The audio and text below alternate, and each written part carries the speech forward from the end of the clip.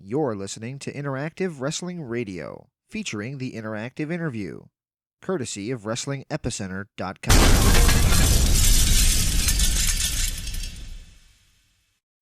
This is the heavy metal rebel Frankie Kazarian, and you're listening to Interactive Wrestling Radio. Interactive Wrestling.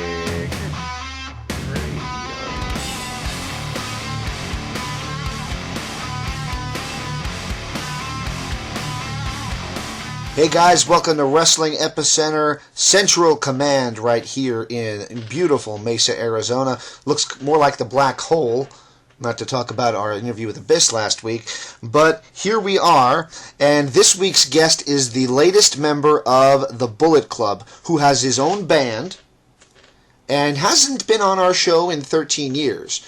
The future Frankie Kazarian. Man, it's a great interview, a great time to have him back on, because tomorrow night Ring of Honor has a pay-per-view, the 15th anniversary, so easy for me to say. And then, of course, April 7th, the big day for Vex Temper, Frankie's new heavy metal band. Us wrestling people love heavy metal. I mean, what music do I always play on this show? I always tell people, this is kind of like a half heavy metal show, half wrestling show. Obviously, it's much more wrestling, but gotta include the heavy metal part, right? Anyway, I hope everybody checks out Ring of Honor tomorrow night, checks out Vex Temper. Tell them the Epicenter sent you if you check out VexTemper.com and order the CD. I hope you guys all check it out, enjoy it, and thank you to Frankie Kazarian for joining us. Again, tomorrow night, big pay-per-view in the main event, one half of Bad Influence, one half of The Addiction. Christopher Daniels challenging Adam Cole for the World Heavyweight title. How does Frankie Kazarian fit into this picture? Does he fit into this picture? Will he even be there? He's now a member of the Bullet Club, so we'll have to wait and see. Hope everybody enjoys the interview. Thank you again to Frankie for checking us out, and thank you guys for checking out WrestlingEpicenter.com. Go to the store and buy something. This is Christopher Daniels, and the Gospel according to the fallen angel says that you are listening to the interactive interview.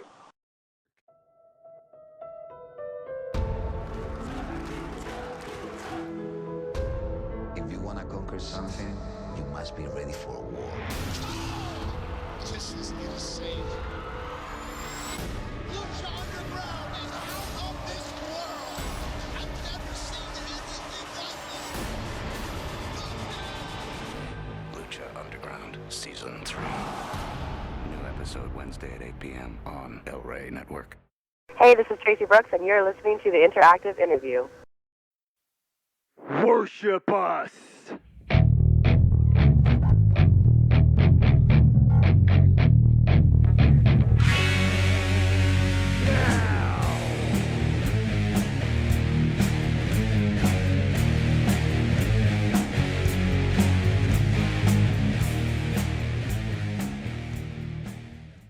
All right, joining us on the Newsmaker line right now here at WrestlingEpicenter.com is a guy who hasn't joined us since 2003.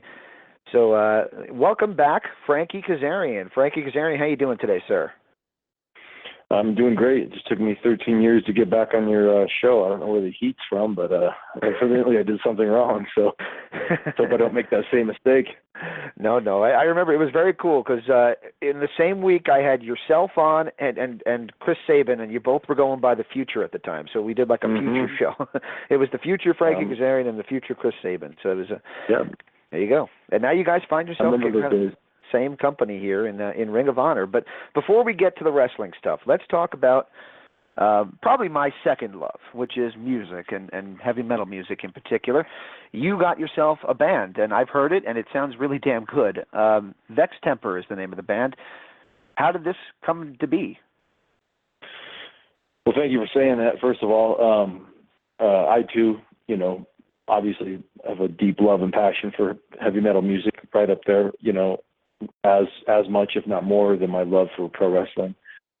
I've been playing the bass guitar for, a good 20 plus years right out of high school, and taught myself how to play and just learned on, Metallica songs and Reed Tablature, Black Sabbath songs and Motorhead songs. And, but with pro wrestling, I got very busy pretty quickly into my career, and I always did play music, but I never really had the time or the focus to join a band or anything like that. And it wasn't until my wife and I moved back out to California in 2011, and I had some buddies that I kind of grew up with and some guys I knew that jammed and were really fantastic musicians, and just started getting together with those guys just to do nothing more than just jam, do some cover songs. And they had a couple of originals written that I learned, and we started writing some original stuff together, and started to sound really good, and at least good to our ears. And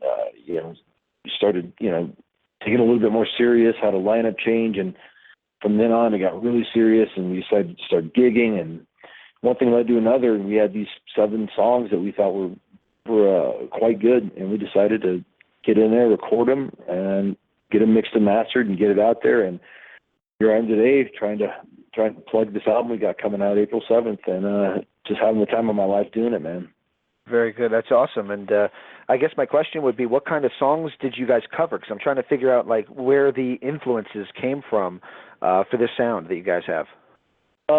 It's really all across the board. But we all have a deep love and respect for all types of music. I grew up listening to anything my parents were playing, which ranged from the Stones and the Beatles and Frank Zappa to Elvis Presley, the Waylon and Willie, and and the Oak Ridge Boys, and just so I kind of I just love and appreciate all types of music, and so do all the other guys in the band. The one common thread is hard rock and heavy metal.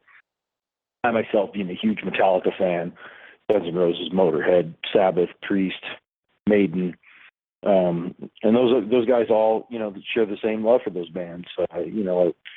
Our guitarist Jake's a big Foo Fighters and Soundgarden fan, and and it's so when we were doing covers, it literally was all over the board. We covered some Alice in Chains stuff, we covered some Foo Fighters stuff, we even covered some Creedence Clearwater stuff, some Audioslave, some Judas Priest, some Black Sabbath, some Iron Maiden. We did the Trooper, and we still throw that in there every once in a while. Really, just just stuff that's recognizable, because that's important to do with a cover song, and stuff we like. But it really just I think you take all of our styles, and put them together, and you get this, this music that we've created. We've coined it as desert metal, because we're all based out here in the Southern California desert. So when people ask me what type of music it is, I can't say, well, it's hard rock. I said I classify it as desert metal, and I think that sounds cool. But I've had a lot of people say that it's the chugging, galloping guitars. It's it harkens back to bands like Prong and Crowbar and stuff like that, and that's certainly fair. And the kind of graspiness of our lead singer's voice, the kind of a little bit of Lemmy in there, I hear. Yeah, man, a little bit of that. We've heard White Zombie, Rob Zombie, which is certainly all compliments to us, and he sings like a drunken sailor, which is just the exact vibe we're going for, which is awesome. And we get you get all types of different comparisons, and I think that's just a product of of sprinkling in all types of different genres and different types of hard rock and heavy metal acts that have influenced us, and you put that into a big mixing pot, and what you get is Vex Temper, man. There you go. Very cool. And for those who are listening to this and think, well, I've never heard them before, you probably have, because if you watch Ring of Honor, you guys are responsible for your theme song, The Addiction. Yep. Certainly. Christopher Daniels and I, myself, first got to the company. We were using different music, and when we turned heel, our attitude changed, and we needed new music. And the company basically sent us to a website that had stock music that they had the rights to use, and I asked boldly, I just said, hey, I have a band. I said, if I can get something written and recorded, could we use that? Because I don't want to, if I'm putting my name, this is me, and I know what I know what type of swagger and what type of backbeat we should be walking to the ring with. And they granted me. They said, sure, go ahead. I only had about a month to do it, so I remember that night I got my guitar, which I don't do often because I play bass. You're a bass player, right? I play the bass, but I got my guitar and I just came up with came up with the music for Get Addicted and the melody and the lyrics, and gave it to my guys and told them about the opportunity, and they were psyched because, you know, it was going to get their music heard by a lot of people. And I wrote Get Addicted. And the funny thing is, that song stylistically is quite different than our other songs, as people find out when they do listen to the record. You know, it's definitely got more of a swing to it. It's kind of a greasy little riff. It's definitely more accessible than our other songs. You know, we got, you know, a 9-minute song and almost a 10-minute song in there, so can't really consider us radio friendly. But yeah, that's what's cool, you know. But I hope people get hooked by, you know, that song. Or a lot of people have told me that they really like it, and, you know, listen to other stuff and find that they like that as well. Very cool, very cool. How do the rest of the guys feel that you're kind of on the press releases? You know, your wrestling audience is definitely the ones who are going to, you know, be appealed to the most by this, because you have that name. You could reach out to shows like ours, to the news lines of the wrestling websites, and kind of bring people into the music that way. How do they feel that when they guys put on a show, there's going to be wrestling fans in the crowd? Yeah, I mean, you know, and that really hasn't been the case yet, just because, you know, we're playing small clubs and pubs and little venues. But yeah, man, they're thrilled about it, and they you know, they're very gracious, and, you know, they kind of just tell me, you know, they basically trust me, trust my instincts in terms of, you know, promoting stuff and dealing with media, because, you know, out of all the guys in the band, I have experience in that because of what I do for a living. Right. Pro wrestling, you know, you have to make relationships and promote yourself, and you are your own business. So I've been doing this for 19 years.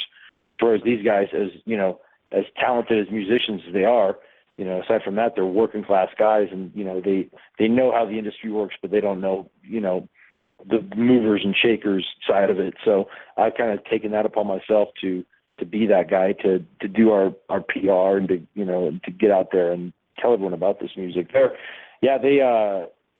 They're a great team. They're 100% behind me. I run everything by them, of course, but they're, you know, they're always saying, "Hey, man, just do what you got to do. We appreciate what you've done for us." Because, I mean, I selfishly have used, you know, my wrestling fan base and the wrestling audience to promote this and to get it out there, and I'm very thankful that I have that opportunity. You know, I know Absolutely. A lot of bands just starting off don't necessarily have that built-in fan base. Absolutely. So kind of a generic question for you, but, you know, Chris Jericho's got a band. There's another band from a tag team that was from the early 90s named Brute Force. They just put out a record. Actually, ironically, also sounds a little bit like Motorhead. It's kind of the same kind of stylings. And me being the biggest wrestling fan in the world, and also my second love being, you know, heavy metal music, what is it about professional wrestling and heavy metal that kind of syncs up together? Why do we exist? You know, man, I don't know. I mean, maybe it has something to do with the whole wrestling boom of the '80s being the rock and wrestling connection. You know, with the advent of cable television and MTV being huge, and pro wrestling kind of riding the coattails, and then becoming huge itself. You know, it was all rock and wrestling. For me, growing up, loving hard rock and heavy metal and wrestling, you know, you'd see similarities. You know, for example, you'd see the long hair and the style, spandex, right? Yeah, sure, spandex and colorful outfits and just larger than life characters. You know, you look at the guys in Kiss; they're larger than life characters. Or you look at a Def Leppard video from the '80s; those guys are, you know, they're ripped jeans and their long hair, and, you know, and there's thousands of people worshiping them. And you turn on wrestling and you see the Ultimate Warrior with his long hair, and he looks like he'd be playing lead guitar at some weird heavy metal band from another planet. Right. And his promos are so apocalyptic and things. I almost think that they could have been like Dio songs, you know, in and of themselves. Sure, and like, you know, and in the early wrestling, a lot of, you know, the entrance music was, you know, very, very much riff driven, and, you know, just kind of in the vein of hard rock. So I just think it kind of goes hand in hand, and you know, and a lot of us, you know, that grew up in that era, the, you know, mid to late '80s, early '90s, you know, we had two loves, and I know Jericho spoke about that in the past, and I shared those same loves and passions, which, you know, was professional wrestling and and rock and roll music. There you go. Well, you mind if we talk just a little bit about your wrestling career since our last Not talk, at all, man. many Not at all. years ago? All right. So, I guess you didn't do a whole lot after that. I'm just kidding. You had a hell of a run. 13 years, man. I've just been kind of chugging along. You're laying low, waiting for your opportunity. No, I'm just kidding. You've done a lot, man. And one of the things that you were a part of, obviously there was a lot of it. We're talking serotonin. We're talking about Fortune. But what was your guys' take? When Ric Flair was in the ring, let's go back to 2010, and you were part of Fortune. Kind of talking a little bit about the Four Horsemen, and you guys were kind of going to try to be the new Four Horsemen of the 21st century. Was that a compliment to you guys? Did you guys kind of feel boxed in? How did you feel about that? It's certainly a compliment to us. Anytime you're paired off with Ric Flair, it's a dream scenario for a young performer like we are, to a certain extent. Mm-hmm. For me especially, I had kind of just, I was kind of back as myself in the X Division and just kind of, floundering along the mid-card as an X Division wrestler and not with any direction or purpose. And, the idea of putting us with Rick came up, and I was thrilled because it gave us some direction and some purpose. And just being in the ring with a guy like that, you're going to get a rub just because of the pedigree and what he brings to the table. And yeah, the comparisons, the Four Horsemen, Fortune, and we were never trying to be the Four Horsemen. We could never recreate that lightning in a bottle. But we were going to associate ourselves with Ric Flair, and there was four of us. And we had different ideas of things we wanted to do individually and together, and vignettes and stuff that I think would have really, if they would have put the time and effort into it, really, really put us over the top as a group. But that never came to pass, unfortunately. But I mean, I can't speak for the other guys. We had a blast while we were doing it.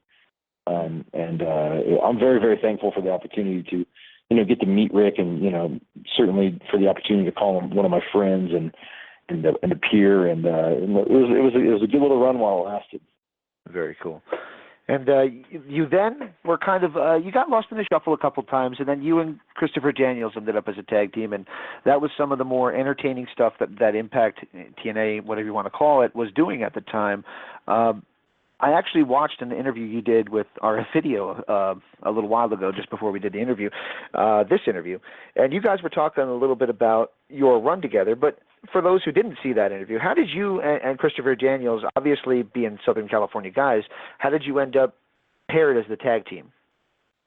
Well, we had been friends and travel buddies for many, many years. I was friends with Chris Daniels from 1998 on. We were both, singles wrestlers, and Fortune had just broken up, and Bobby had just turned on James, and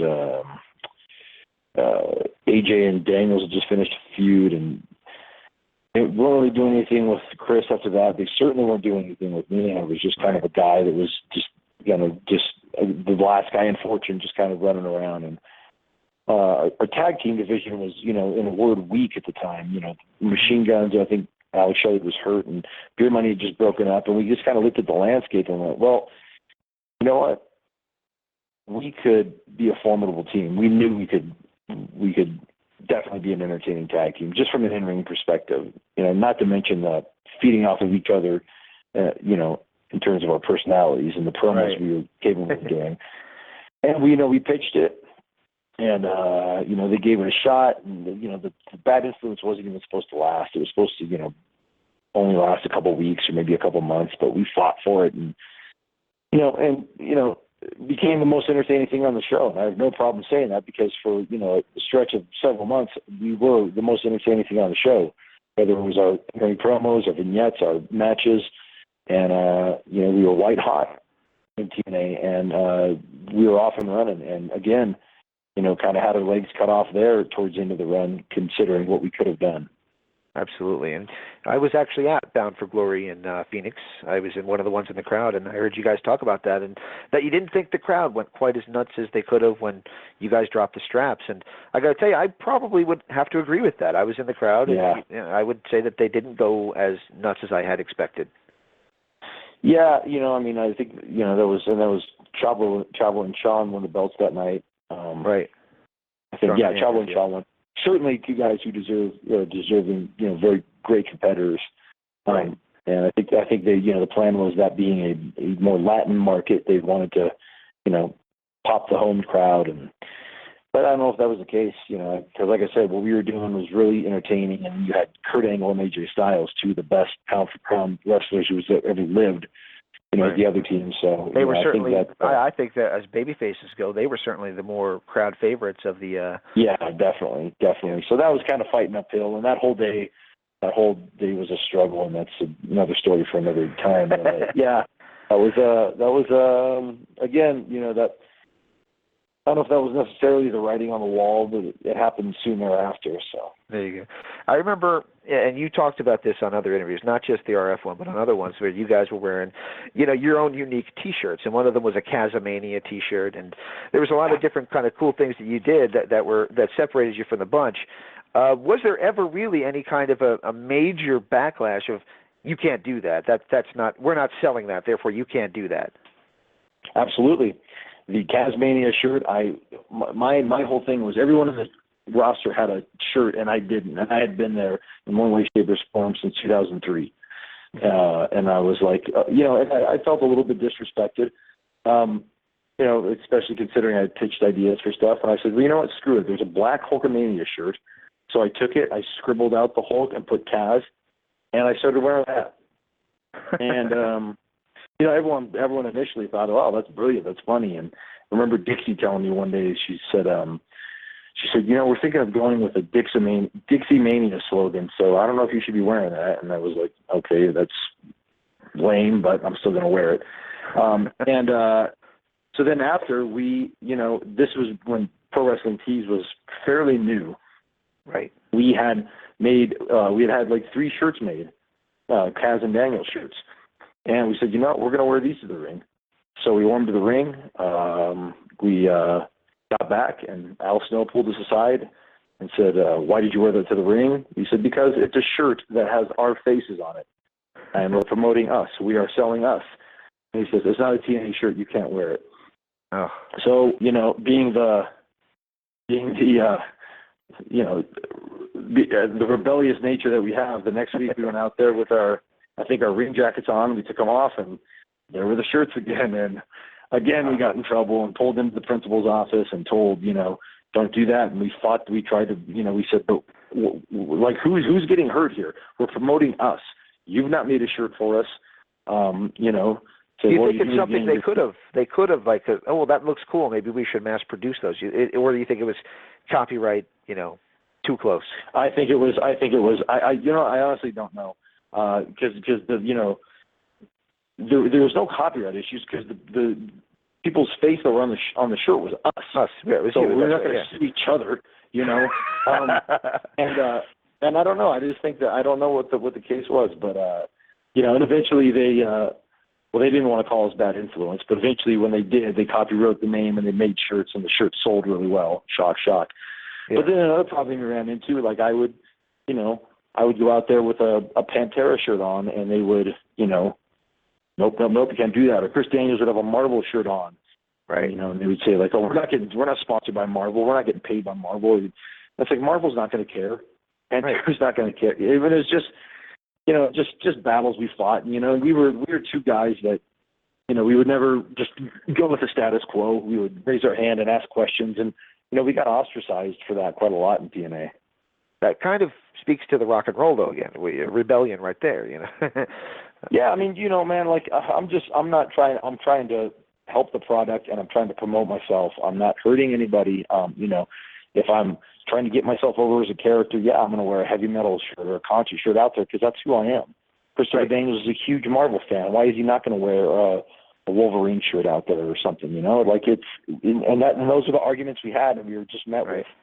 We're met with, nope, you guys are wrong, we're right, listen to us. And that ultimately is what led to our departure there. Right. Kind of not necessarily related to you guys, but sort of. You kind of led to the end of the Joseph Park character. And we had Abyss on last week, and he was talking about, he actually enjoyed the way that the character ended. I know you guys are major into storytelling. I heard your side of the Claire AJ Styles storyline and all that stuff. Yeah. Do you think that would have been a good ending to the Joseph Park character, or do you think that there could have been even way more done with that? I mean, I thought it was different and unique. You know, we were presented with it, and we took it and ran with it. You know, it wasn't our idea. Obviously, it was the way the direction of the story was going. You know, we did our best to really look like the two, real big jerks, and that were bullying around this poor guy. And I thought we did a few entertaining segments. With and I think to his credit, he did a Joe Park character magnificently. That was, especially for the first several months, it was very, very entertaining.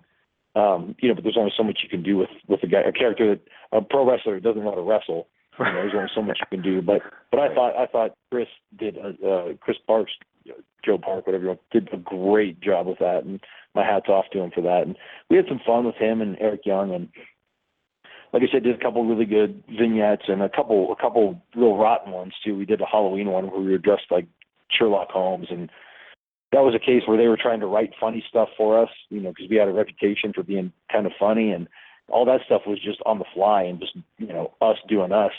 And they tried to write funny stuff for us. That felt pretty flat. That was cool. I mean, that was we honestly we would have liked to have been used in a different way and in the tag team title picture, but we weren't. So we took the food they cooked us and served it the best we could. Very good.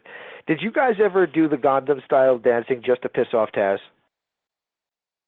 No, we didn't. I didn't even know what pissed him off. But every time he did it on commentary, he lost his mind. We did it because it was.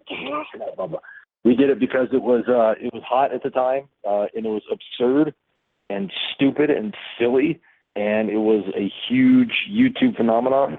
So we're trying to get that crossover appeal, and I don't know if it pissed Taz off or not, but that's even better if it did.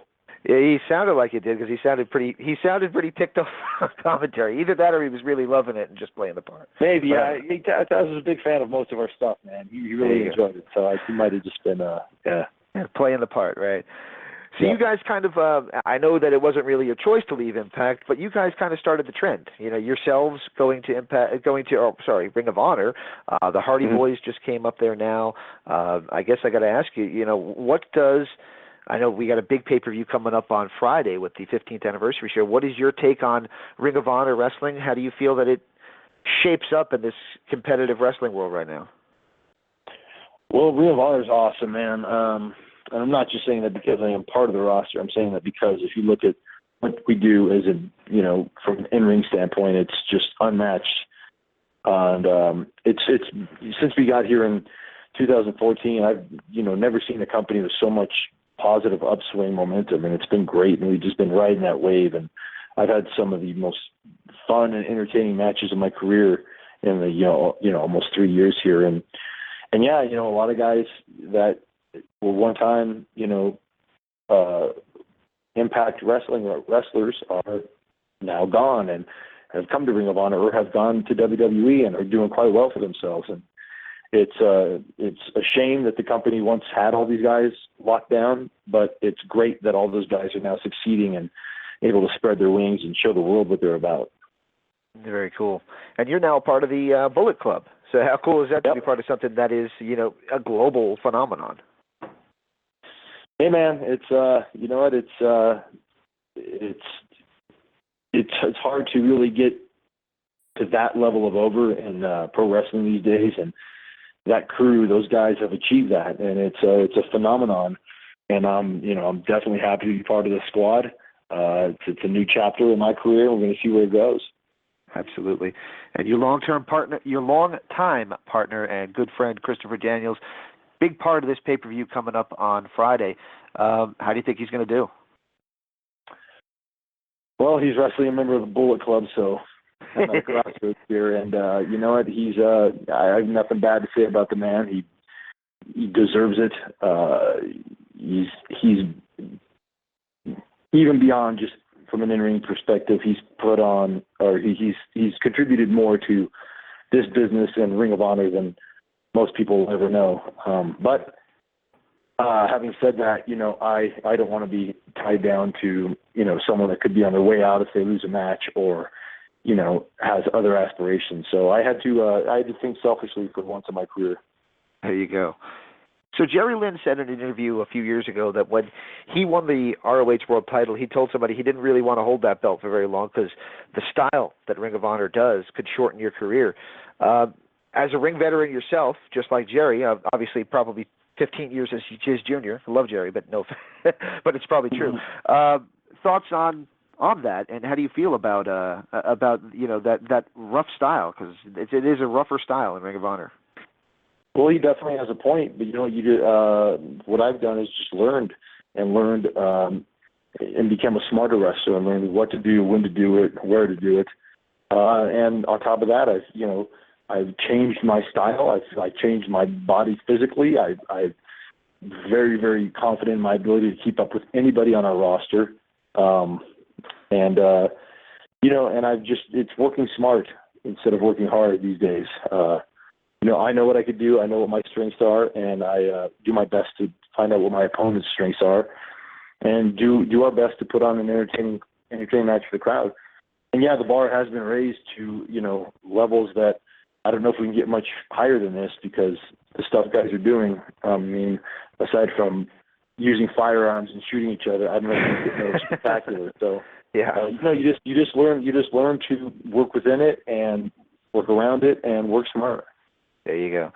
All right, I won't keep you too much longer. If you don't mind me saying so, though, if I've had one guest on more than others on this show in history, and I don't know why it worked out this way, it's your wife.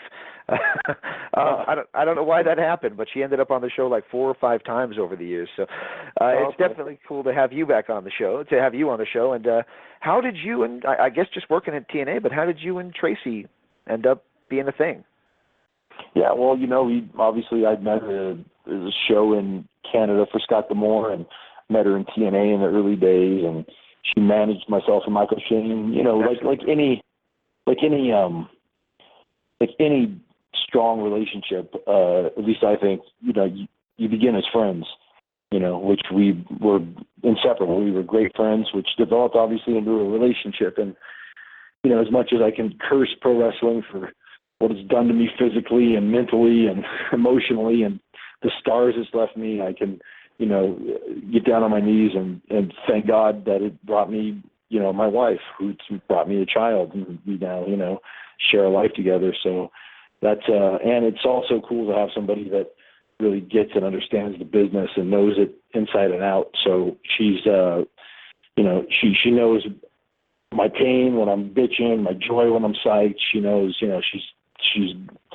it's a tough gig to be a wife of a professional wrestler or somebody in the entertainment industry, especially when they're somebody like, an outsider, quote unquote. But she knows the business, knows what I'm going through, and I couldn't ask for anyone more supportive. Absolutely. So here we are. We got a big release date coming up here, April 7th. For the Vex Temper CD. Where can people find the record? Is it going to be a CD, or are we just talking digital download? Oh, no, it's going to be a CD. It's going to be available digitally April 7th. So all the tracks, we got 7 tracks, which almost equals an hour of music. That's how long some of our songs are. But no, we are having physical CDs, which will be available at vextemper.com, which itself is being constructed as we speak. All this should be ready to roll.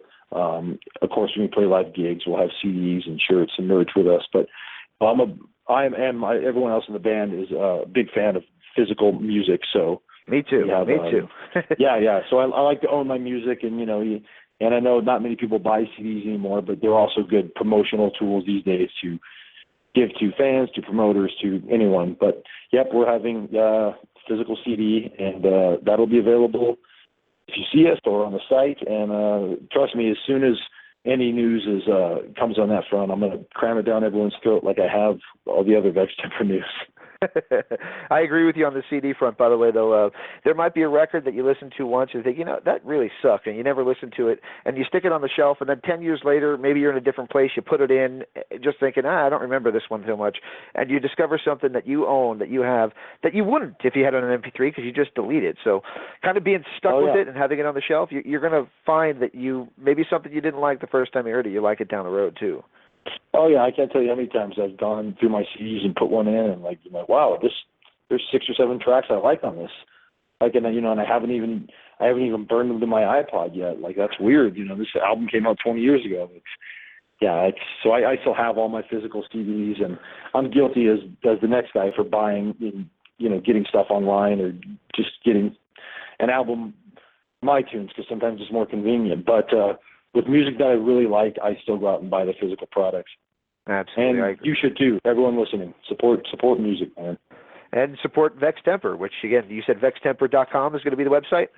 That's it. Yeah, it's under construction right now. We're working on getting that going. Has some really, really have a good team of people, some really, really awesome people designing shirts and our logos and our CD itself. And I think it's going to be, people are going to dig it. If you like rock and metal, you're going to dig it. Very cool, very cool. Hey, a couple of guys that I had on a few months ago, Brute Force, I talked about them being a tag team from the early 90s.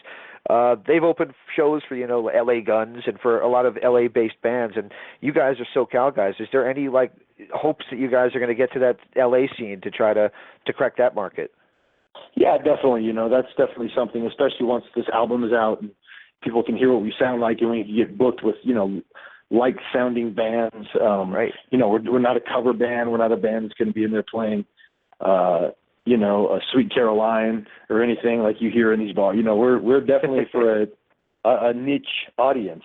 But, we a couple guys, like our singer, his old band, they used to play the whiskey and stuff. And that's definitely, we're definitely looking to get down there and, hopefully as early as this summer. And, I'm trying to just get some gigs booked to promote this record and get out there. But we're just a 2-hour drive away from the Sunset Strip, so we're definitely down to do that. All right, man. Wish you the best of luck with it. I can't thank you enough for taking the time with us here tonight. And before I let you go, can I ask for one little favor from you? Certainly. All right. So my old header that I have, I call them headers, liners, whatever you want to call them, still says the future Frankie Kazarian. Do you mind if I get a new one from you? It's basically saying this is Frankie Kazarian, and you're listening to Interactive Wrestling Radio? Interactive Wrestling Radio. Yep. That's our name. All right. And I'll count you down in 5, 4, 3, 2. This is the heavy metal rebel Frankie Kazarian, and you're listening to Interactive Wrestling Radio. Enjoying what you're hearing? Be sure and check out WrestlingEpicenter.com on social media at Facebook.com/WrestlingEpicenter. On Twitter at James Epicenter. And of course, WrestlingEpicenter.com for 24-hour news updates, our interview archives, and all the other information you've come to expect from the Wrestling Epicenter.